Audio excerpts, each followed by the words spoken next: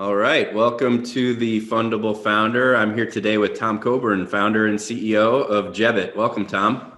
Thanks. Excited to be here. Great. Well, really looking forward to hearing your story. I know it's an interesting one. But let's start off. What's your elevator pitch for Jebbit?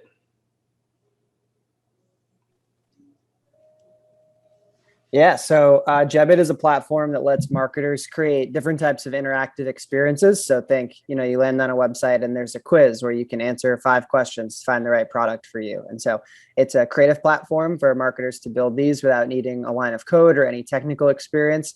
And then the ultimate value is we capture and store all the question and answer data, that information on consumers, and we give that data to the brand. So it becomes a really valuable way for them to both engage their customers, but also learn more about them in a way that's much more fun and engaging than a traditional survey. That's great.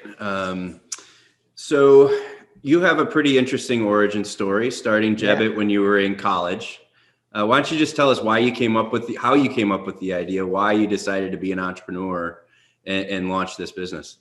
For sure. So I went to Boston College, and when I got there in 2009, this is the last thing I thought I would be doing. I was a bio major planning to go to med school, and our school has a business plan competition like many others, and my roommates were in the business school. So they convinced me it would be a fun idea to come up with a business idea and try to pitch it and win $10,000. And I was just trying to do that to win the money, not to actually start the business. But we started meeting every week to try to just brainstorm ideas of what we could come up with. And we tried to do a medical device company. We tried to do an e-commerce brand, and Jebbit ended up being the 5th idea we came up with. And it was about a year and a half into school. But long story short, we ended up winning that competition. And then one thing led to another. We did a summer accelerator program. And then a year later, we raised $500,000, and I was leaving college before graduating. So it all kind of took a relatively quick turn of events in a 2-year period, from thinking I was going to be a doctor to running a marketing technology company.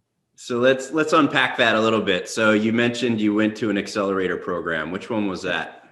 It's a program run by Highland Capital called Summer at Highland. So I didn't even know about it. It was one of the judges of the business plan competition at our school happened to be a VC at Highland. So he came up to us after we won the competition and told us about the program. And again, I was just thinking, we won this competition, we're going to keep the money. But I figured, well, this seems like an opportunity. Let's throw an application in. And long story short, we got into the program. And that summer, which was between my sophomore and junior year, that's where things really changed for me mentally, from, oh, I'm just doing this for fun with my friends, to really falling in love with the idea of entrepreneurship. And it was kind of at the end of that summer, I said, all right, I actually want to try to do this. And I want to try to, raise money and build a team and make this a real business. Was there any particular moment or, kind of memory where you were like, made that decision or that spark was lit? Yeah, the funny part is that we failed miserably that summer on paper. Like, we came nowhere near any of the goals we set. But I think one of the things that Highland did that was really impactful was every Wednesday we would have lunch with the CEO of one of their portfolio companies that was, many of them were worth hundreds of millions, if not billions of dollars. And I think after whatever it was, 12 weeks of that and hearing 12 stories, I just kind of saw the pattern in all of these stories of, they had this big vision. It didn't work at first. Half their co-founders left. No one would give them money, whatever it was. And they just eventually stuck with it and figured it out and built this huge business they were really proud of today. And I don't know. I think I just kind of fell in love with that idea and being able to create our own thing and create our own culture and, ideally be at a place we wanted to be every day. There's some combination of that I think lit a fire in me and said, I want to actually go do this. And knowing you, probably also the thought of that challenge, right? This Yes. is not easy and something that's hard to do. And you have enough confidence in yourself and your abilities to say, I'm one of those that can actually make a successful business. For sure. So was there anything in particular you learned in that accelerator or from other people about how to go about fundraising, kind of raising that first round? Yeah, well, I didn't listen to most of the advice I was being given, which I probably should have. But I remember one moment, which was in August, right before we were supposed to go back to school. And I sat down with the VC who pushed us to do this program. And I said, I'm thinking about dropping out of school and raising money. I want to raise, a 250K seed round. And he was very, very polite and asked me a few questions of, where's the product at? It's not live yet. How many customers do you have? We closed one customer that summer for $200. Nice. And he very, politely told me, no one in their right mind is going to give you any money right now. And, I was, I guess overly confident and didn't, believe that. So I still went around and I still talked to, I don't know, got introductions to 30 or 40 angel investors. And, sure enough, he was right. They all passed. And I, even today, I'm not sure, like, I guess that was a waste of time in the sense that we didn't get any money, but I did build a bunch of relationships and meet a bunch of people. And, one of those people was a guy named Dave Balter with Boston Seed Capital. And, he really challenged me on the idea. We had a good back and forth. And, he said at the end, hey, I don't think this idea is fundable right now. I think you're going to have to pivot the business. But he said, I like you and let's stay in touch and keep me posted. And somewhere along the lines through those founder stories, someone planted the idea in my head of send a monthly investor update. And even though we didn't have any investors, I just created a monthly update for all those people that said no and, sent it to them every month. And, maybe one asked to be unsubscribed. Everyone else just, took the email. And, it was about a year and a half later, just for the timing until we actually raised that first 500K. So, I did that 18 times or whatever it was until we actually took our first $25,000 check-in.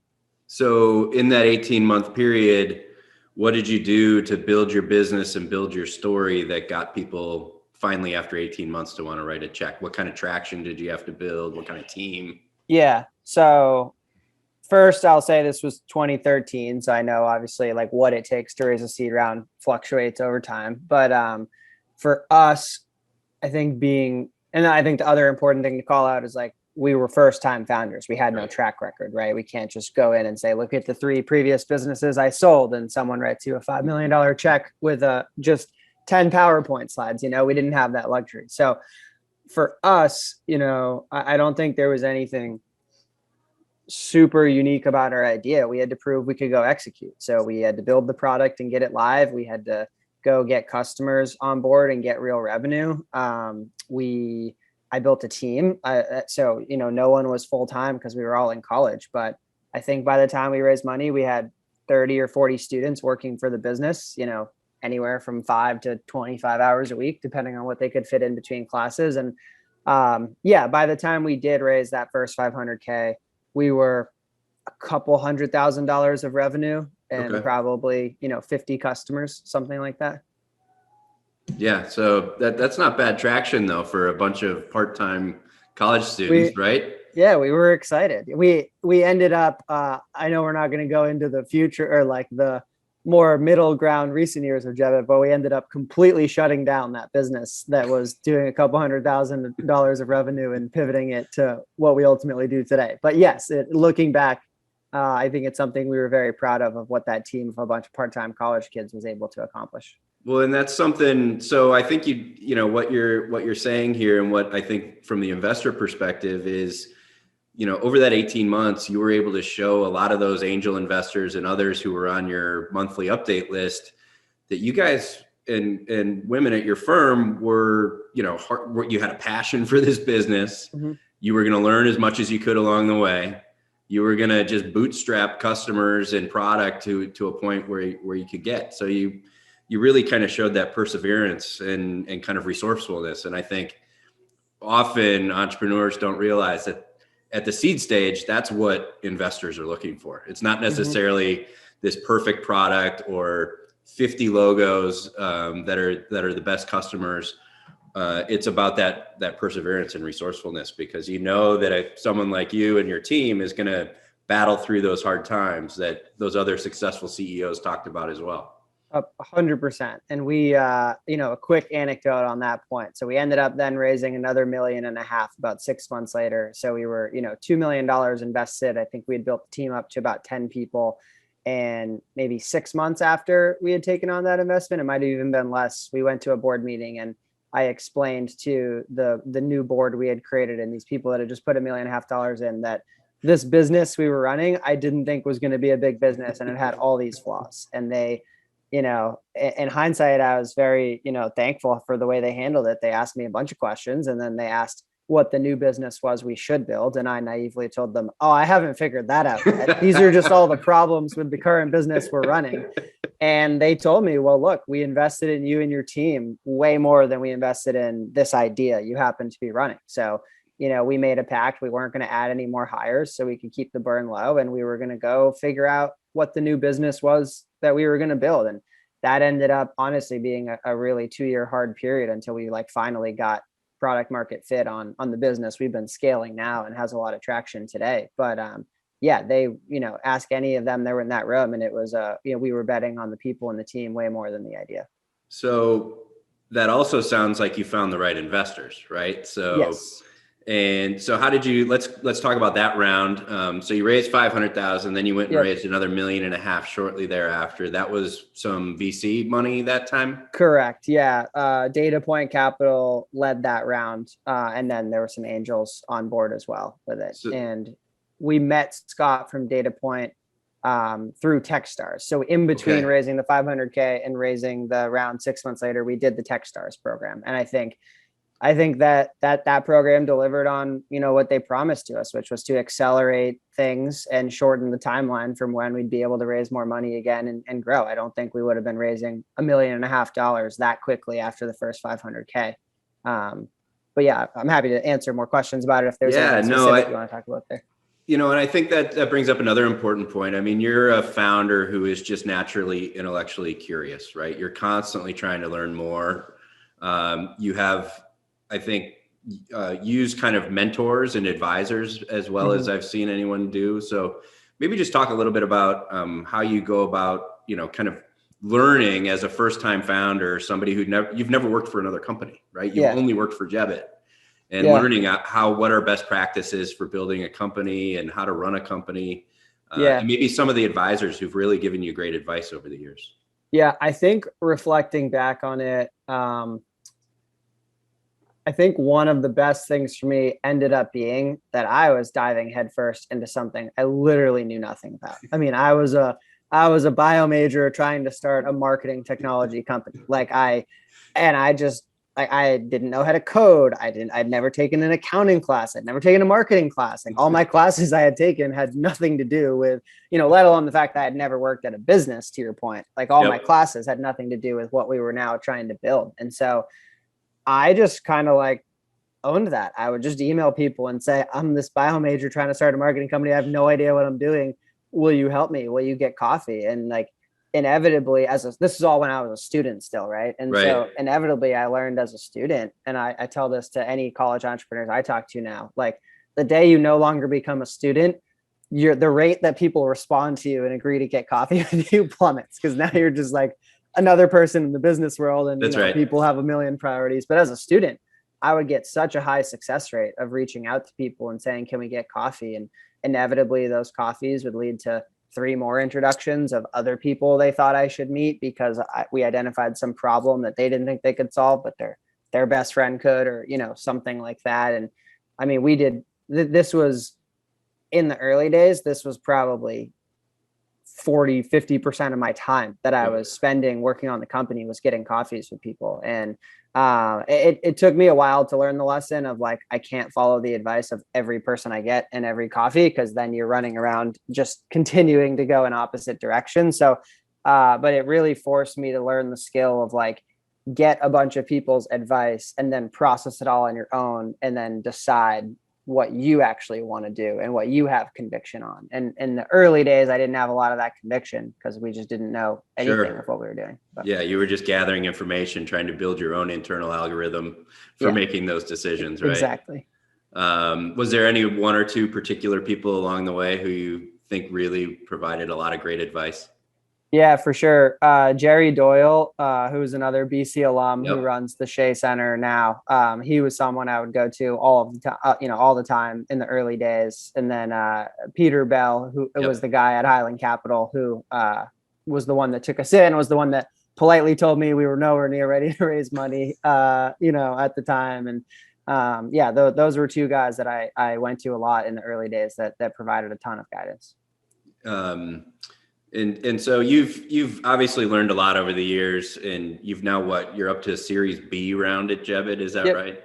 Correct. Any words of advice, last kind of words of advice on just fundraising in general for entrepreneurs out there? It's something you've learned along the way, because you've kind of figured it out pretty well to get to a Series B.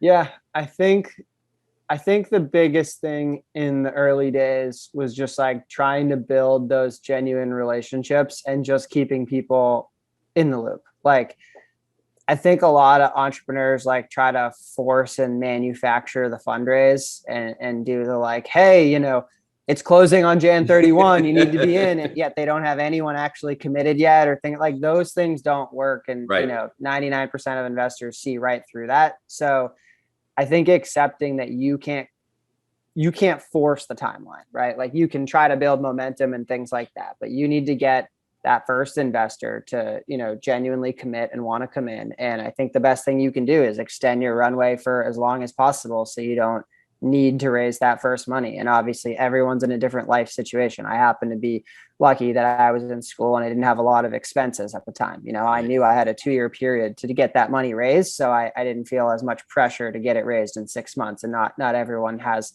that luxury. And the last thing I'll say is just like, keep the confidence that it's super hard to get that first commit. And then once you get the first commit, at least in my experience, then it all comes together. So I told you I met Dave Balter. I sent that monthly update for like 18 months. And then Dave ended up not even being the first one to commit. It was Dharmesh Shah from HubSpot was the first one to commit. And from Dharmesh committing his first investment to our 500K round being committed, it was like 2 weeks. It was like, once he came in and granted, he's well-respected person in the marketing tech world.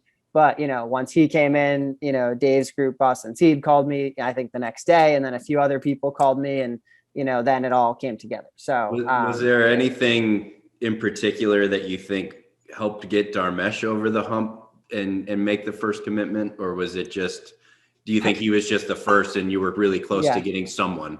That one's a bit of an anomaly, because I gave a pitch at a conference, and they set up like a mini Shark Tank, and Dharmesh was one of the judges. So he invested without having ever even met me one-on-one. He saw me pitch in front of like 300 people. He publicly said, I'm investing in Jebbit, in front of this room full of people. Awesome. I think there was an article about it in like the Boston Globe the next day. And then that's how I started getting calls. So probably a unique situation there, but because I had built all these relationships over 18 months with people, I think once they saw Dharmesh was in, and then Boston Seed was the next. And then once Dharmesh and Boston Seed were in, that was really the foundation for, okay, this round is happening. And now, other people knew that then they had to make their decision of either I'm in or I'm out on the seed round. And I think that's what I'm talking about, of like, you can't just like fake or just manufacture out of nothing that urgency. So. That's great. Well, thank you for sharing your story and your advice today. I always like to end by just asking, how would you describe yourself in one word?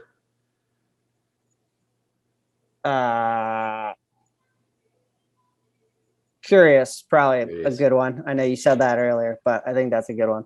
Awesome. Well, thank you again, Tom Coburn, founder and CEO of Jebbit. Thank you for coming on today. Thank you. To innovate, invent, and disrupt?